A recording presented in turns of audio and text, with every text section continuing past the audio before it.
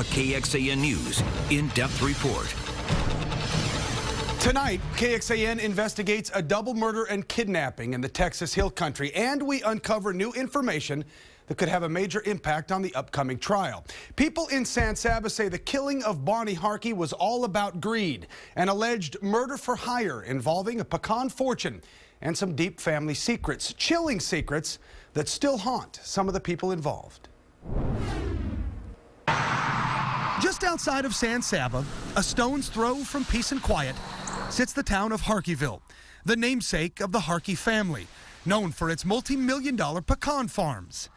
Today, there are no Harkeys left on the farm. They're all either dead or in jail, charged with murder. One of the sweetest ladies I ever knew, and also one of the best. She wouldn't miss church. Known as the Pecan Queen of San Saba, Bonnie Harkey was getting old.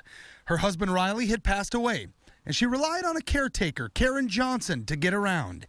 At 85, Bonnie didn't have many years left, but tragically, those who knew her say her family just couldn't wait for her to die. She was very good to everybody she knew. Too good to these people that took advantage of her. So one Sunday, while Bonnie was at church, her grandson, Carl Presley, broke into her home and waited for his grandmother to return. As a signal, Presley's girlfriend rang the doorbell, and when the caretaker came to the door, Presley snuck up behind her and killed her, and then kidnapped his grandmother. Presley was in custody hours later, confessing to the crimes and remorseful. He did say he was sorry repeatedly. He asked me to forgive him, made comments about burning in hell for the actions that he did.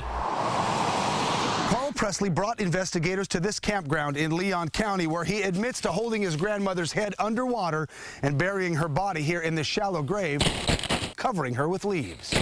Autopsy reports indicate Bonnie Harkey may have been buried alive.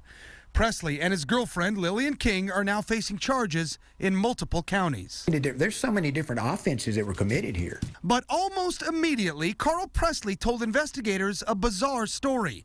While admitting to the kidnapping and murders, Presley says he only did it because his uncle, Bruce Harkey, paid him to do it. And there was a payment made to Carl Presley, and of course there were some arrangements to be made that further payment would be made to Carl Presley for killing Bonnie Harkey. He's been indicted for murder, for solicitation. That's not capital murder. Bruce Harkey was Bonnie Harkey's stepson. He's also a former cop and investigator with the Attorney General's office. And he was set to inherit a large portion of the family fortune when Bonnie died. Those close to Bonnie say she was afraid of Bruce. And they were mean. They were so greedy.